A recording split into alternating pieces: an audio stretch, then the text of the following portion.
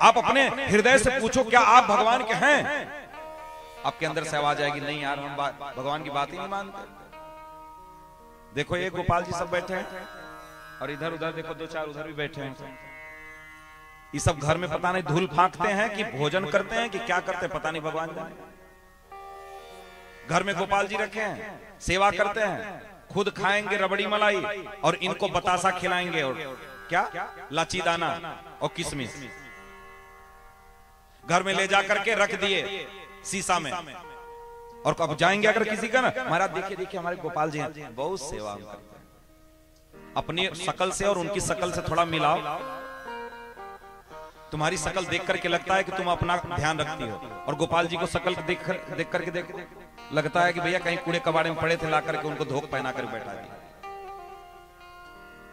सेवा करते हैं, खाते वक्त तनिक भी ध्यान नहीं आता कि हम सब्जी रोटी दाल चावल रोज सब्जी बदल बदल के खा रहे हैं, रोज सलाद अचार और क्या क्या रायता खा रहे हैं, और भगवान को क्यों रोज किशमिश और लाची दाना खिला रहे हैं, और बढ़ के भगत बन करके बैठे। खुद खाएंगे इतनी बड़ी थरिया में, और भगवान के लिए इतनी बड़ी कटोरिया रखे हैं जिसमें दूध आना किशमिश आए और दूध आना मिश्री आए।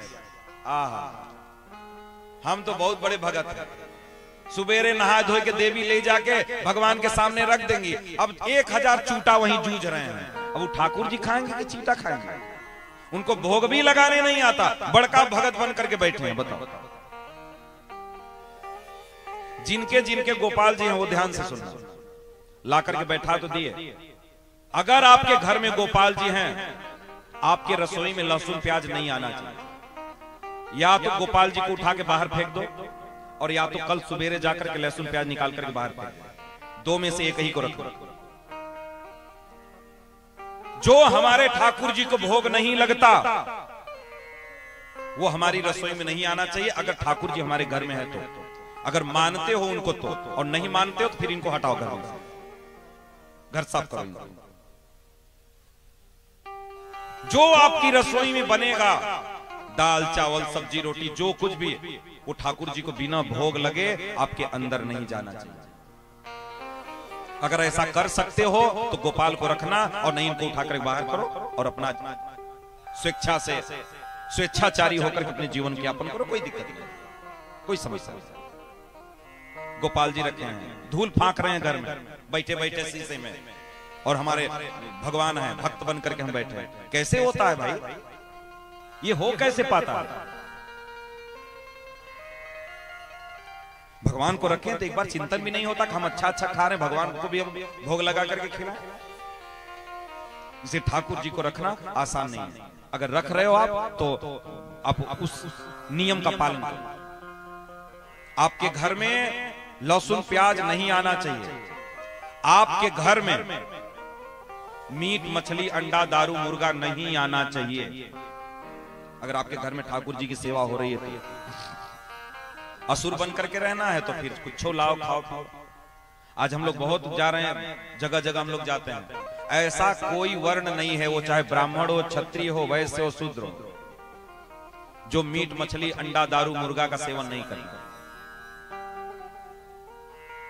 ब्राह्मणों की घर की औरतें आकर के कहती हैं, महाराज जी हम लोग तो खाते नहीं थे, लेकिन हमारा लड़का हॉस्टल में रहता है तो कभी कभी मुर्गा खा लेता है।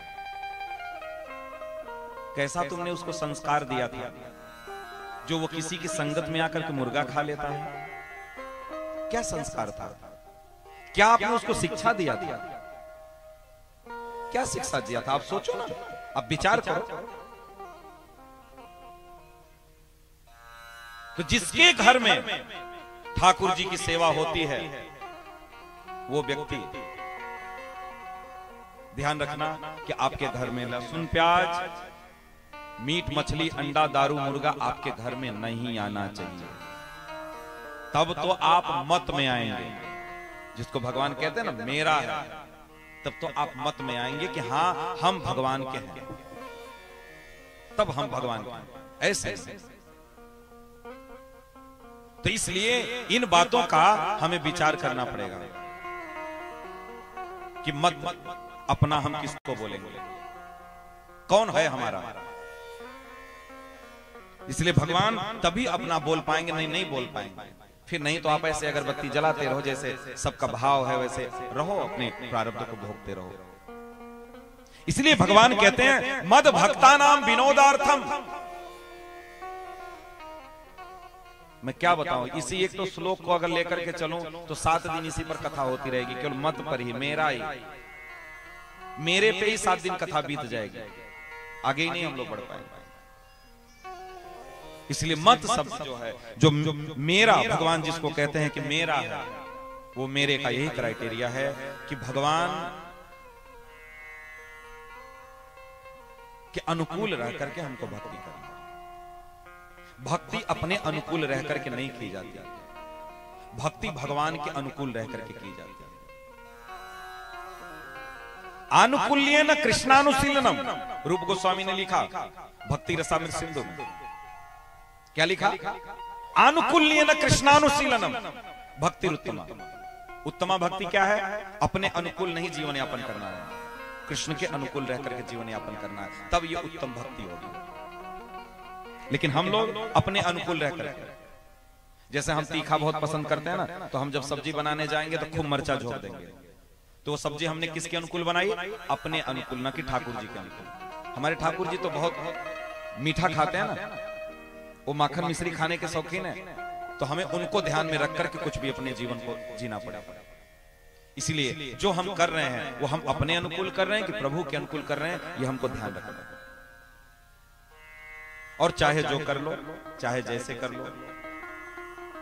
अब तो धीरे धीरे करके समय बीत ही रहा है, कभी 20 साल के थे 25 साल के हो गए, 30 साल के हो गए, 40 साल के हो गए, 50 साल के हो गए, धीरे धीरे 60-70 साल के हो जाएंगे, दांत टूट जाएगा, दाढ़ी मूंछ पक जाएगा, डॉक्टर कहेगा बस इनको दाल का जूस दो, अब इनकी लीवर किडनी खराब हो गई है, अब इनको एक जगह आराम कराओ, और धीरे धीरे राम नाम सत्य हो जाएगा।